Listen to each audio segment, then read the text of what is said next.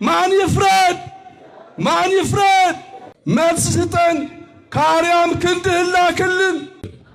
እስቲ እንደው አንዴ እንንበርከክ፣ ግድ የለም ተንበርከክ ውስጥ ወደ ሥላሴ ሁላችንም እንንበርከክ ሁላችን ሁለት እጃችን አንስተን እንንበርከክ። እግዚአብሔር ይፈርዳል።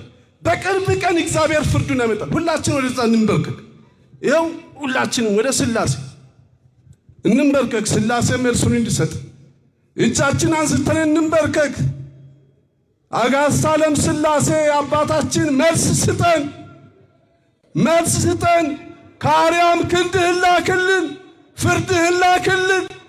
ወገኖቻችን አለቁ፣ ደቀቁ፣ ታረዱ፣ ደማቸው ፈሰሰ። ቤተ ክርስቲያን ተሰደደች፣ ተቃጠለች።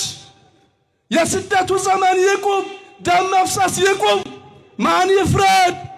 ማን ይፍረድ? ማን ይፍረድ? ማን ይፍረድ?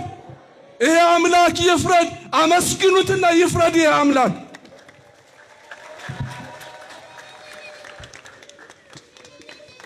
በቃ አሁን ለሥላሴ ነግረናል። በቃ ከሱ መልስ እንጠብቃለን። እናምናለን አናምን? መልስ እንደምሰጥ እናምናለን አናምን? እናምናለን። እዚህ በኋላ ክርስቲያኖች አንድነታችንን ማጥበቅ አለብን። አንድነት በኢትዮጵያም በመላው ዓለም ያሉ ክርስቲያኖች አንድነት ያስፈልጋል፣ ህብረት ያስፈልጋል።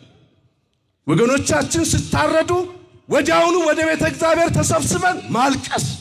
በቃ ሰውን ክፉ አትናገሩ፣ አትሳደቡ፣ ሐሰትም አትናገሩ፣ ማልቀስ ብቻ።